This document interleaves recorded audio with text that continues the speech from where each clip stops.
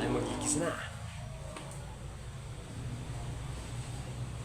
Ito pala. Okay.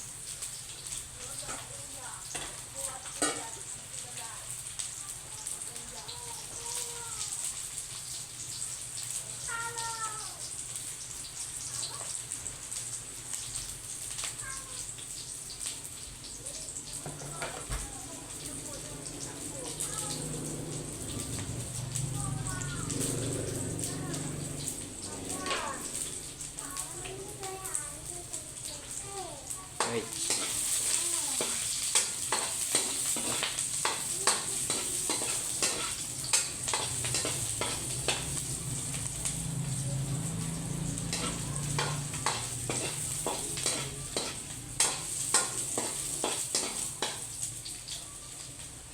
Yung pinapasunog-sunog para yan ay lumasa at kumapit sa ating gatang langka.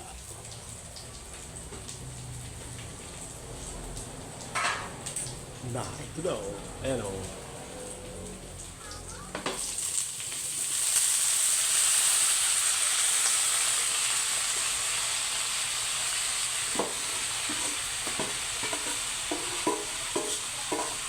Atin ang pinalambot yan. Para ating gagatan na lang. Siyempre, ito dapat yung sabaw niyan. Yan na yung sabaw.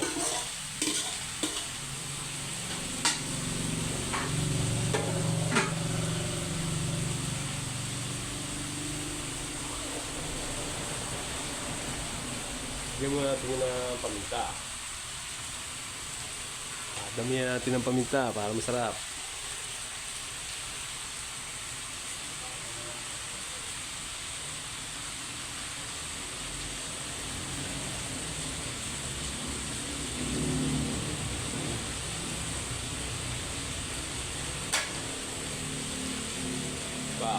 Lagyan pa natin ng paminta.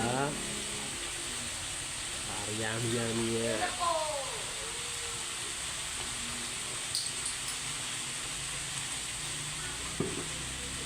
Siyempre, lalagyan natin ng asin.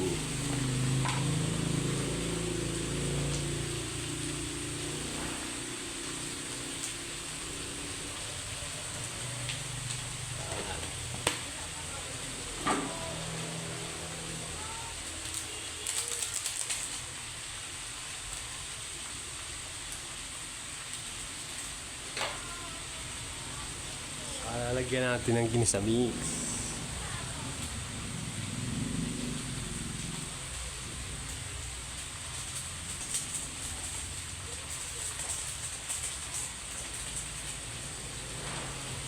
Saka luwaluin muna natin.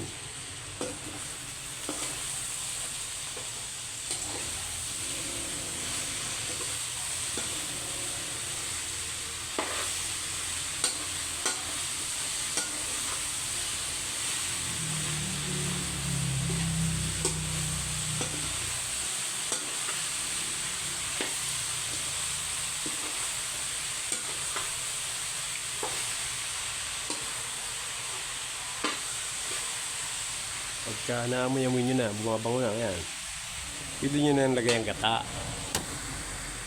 Pagka ganyang amoy na, aroma, dikit na ang rekado, pwede natin ilagay ang gata.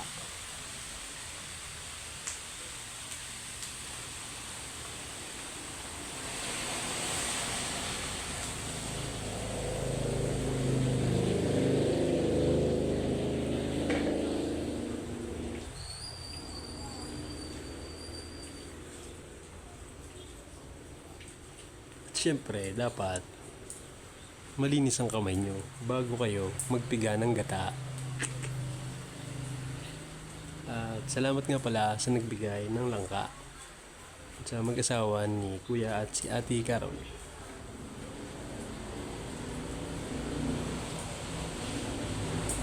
May kasama pa yung dalawang niyo.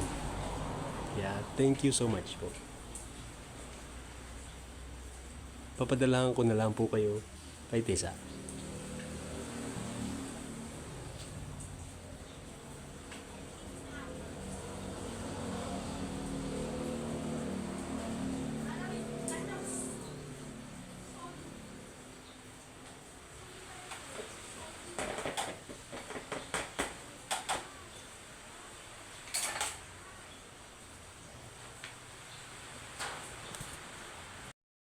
Pagka matagal-tagal ng kumulo, lagay na natin itong lara.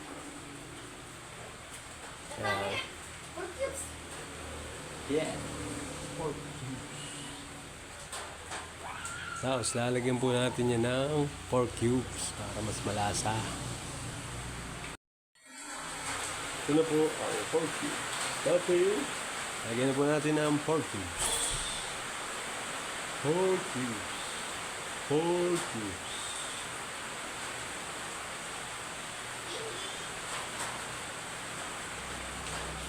Ating puling haluin. Maya natin titikman at yan po ay lalagyan pa natin ng mega sardines. Lagyan din natin ng kaunting asukal po.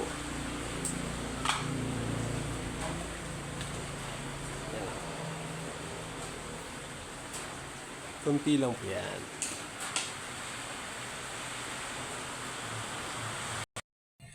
Lagyan po natin ng kaunting asin at medyo matabang. Kunti lang yan. Lagyan din natin ng ketchup. Chapati ng suka. Ito po yung timpladong suka para mas masarap.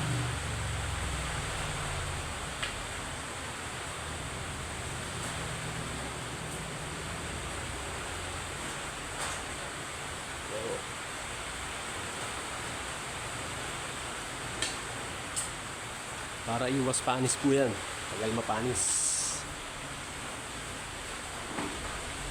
Para kahit mag-ilang araw, init-initin mo hanggang sa magmantika.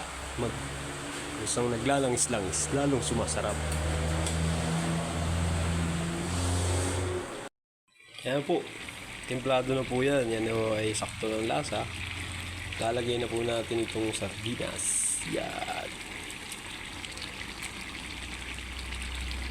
Nagalang matagal mag-proseso ng langka. Pero masarap na yan pag naluto na. At haluin ng daan-daan at mga matapon. Isang kawali puno pagkalaki ng langka.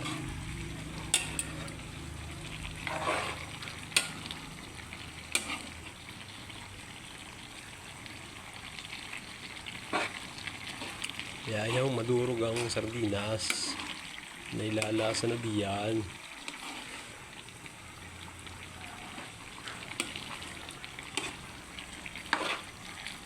Hanggang na rin ako magluto ng langka. Hindi ko na nalaw ng baboy at bukas pa daw ang dating ng baboy. Sarap nito yung may taba-taba ng baboy sana eh. Pwede nyo lawakan nun. Hindi munang piprito ng kaunti.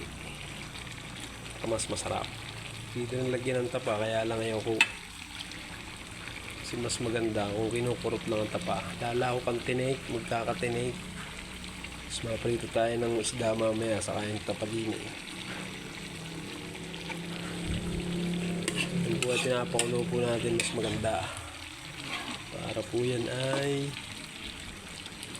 mas malambot, mas malasa. Piprito naman po tayo ng isda mamaya. Luto naman tayo ng isda. Luto ng isda.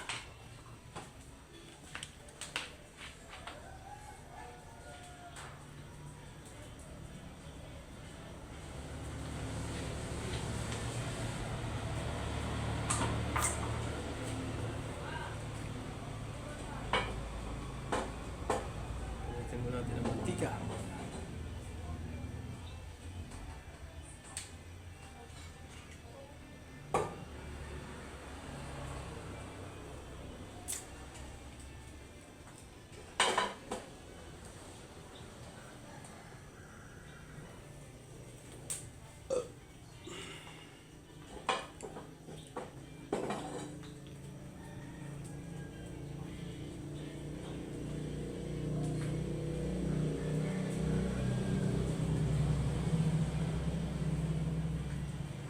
Nami?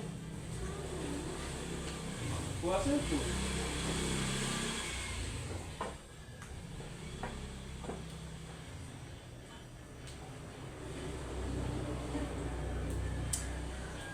Yan, mainit na. Pwede na ilagay ang isda. Ang pisda. May asin na. Titilamsikan aray.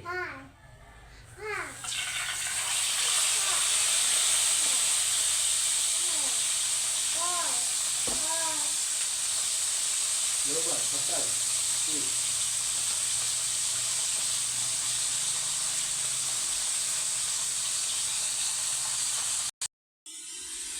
Ito nung ating sinaing ay luto na. Pero pag ganyan ay ano na, ina. Sus, nag-iinin pa rin yan.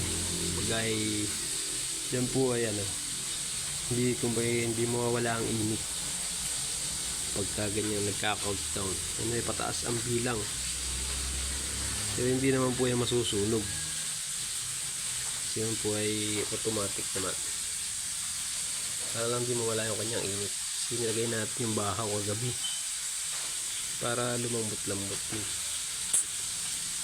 Ayan po. Tayo may kakain na. Ito na yung ating nilutong langka. O talaga naman, malupito na yan. Lalangis-langis na. Nahaw ko na at baka umiga. Para pag ininit ay maganda pa rin. Ayan o. Ating swabe na yan. Pating tapa natin ay luluto natin. Bakit yung magkauod pa? Tatama na natin mga meron sa isda. Yung isda natin eh. Naman. Thank you for watching. At kami kakain na mamaya. Ingat po ang lahat. God bless.